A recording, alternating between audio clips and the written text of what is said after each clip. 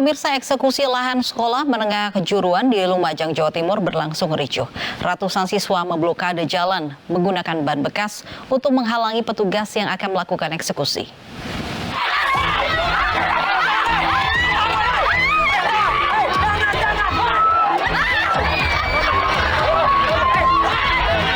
Kericuan terjadi saat ratusan siswa-siswi SMK Wirayuda Sakti Nusantara mengusir aparat kepolisian yang menjaga jalannya eksekusi lahan sekolah mereka di Jalan Veteran Kota Lumajang Senin pagi. Misi kita adalah menegakkan pengadilan negeri. Para siswa juga memblokade akses jalan menggunakan ban bekas untuk menghalangi petugas mendekat ke gedung sekolah yang akan dieksekusi.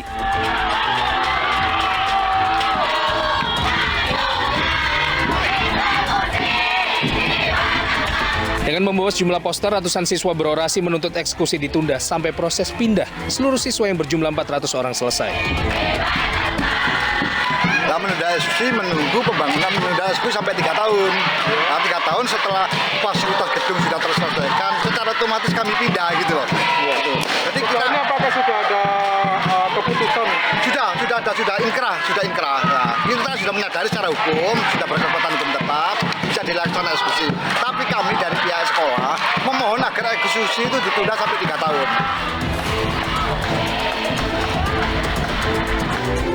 Kasus sengketa lahan sekolah ini berawal dari perjanjian sewa kontrak senilai 1,2 miliar rupiah yang dilakukan pihak sekolah pada tahun 2015 lalu. Namun pada tahun keempat pihak sekolah tidak mampu membayar sewa secara utuh. Pemilik lahan pun membawa perkara ini ke pengadilan dan memenangkan sengketa lahan. Dari Lumajang, Jawa Timur, Yayan Nugroho, iNews melaporkan. Nuansa libur akhir tahun, jumlah lokasi wisata di Sumatera Utara diserbu pengunjung. Salah satu yang menarik wisatawan adalah AEK Sijorni yang memadukan wisata air terjun dan kolam renang.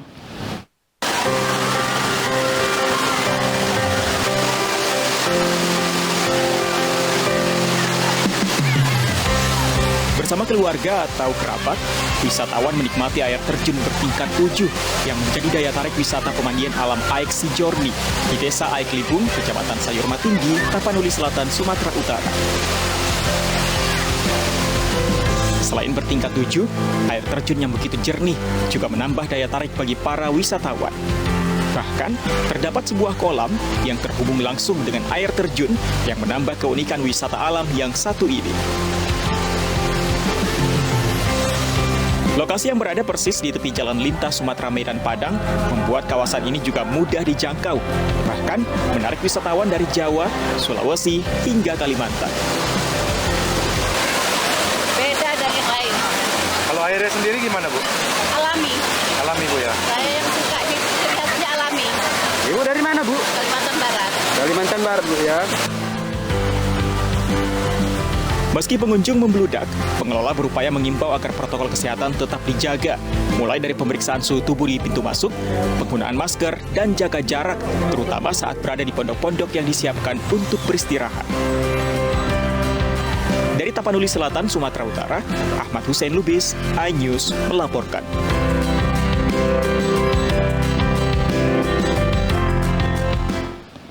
Sejumlah lokasi wisata kembali dipenuhi pengunjung di masa liburan Natal dan Tahun Baru. Salah satunya Bali Safari yang menyajikan 100 spesies satwa eksotik dan menawan. Liburan Natal dan Tahun Baru digunakan sejumlah masyarakat untuk berwisata dan menghabiskan waktu bersama keluarga. Meski masih di masa pandemi COVID-19, sejumlah kawasan wisata pada liburan kali ini sudah ramai dikunjungi wisatawan. Salah satunya Bali Safari di kawasan Gianyar yang pada akhir pekan kemarin pengunjungnya meningkat hingga 50%. Diperkirakan pengunjung akan terus meningkat hingga puncaknya diprediksi pada saat libur Tahun Baru 1 Januari nanti. Terlebih, pihak Bali Safari menggelar sejumlah event dan promo selama liburan Natal kali ini. Dihuni oleh lebih dari 100 spesies satwa eksotik dan menawan, Bali Safari Park tidak hanya sekedar tempat rekreasi keluarga, namun juga lembaga konservasi yang fokus menyelamatkan satwa langka.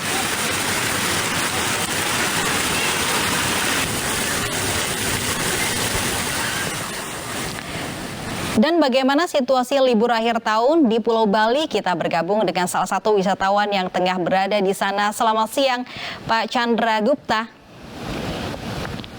Halo.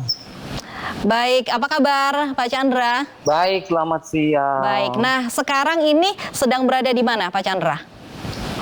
Saya kebetulan baru tiba di Bali. Jadi sebelumnya saya ada di Seminyak, kemudian Uluwatu. Sekarang saya 3 hari ada di Ubud. Saya mau menikmati suasana Ubud yang kita tahu adalah sejuk. Dan saya suka di Ubud karena memang Bali banget ya, artistik banget. Itu yang saya suka. Nah, sebelum tiba di Bali, sejumlah persyaratan seperti tes PCR misalnya itu dijalani. Nah, seperti apa sih proses cek persyaratan terbang di bandara saat keberangkatan kemarin, Pak Chandra?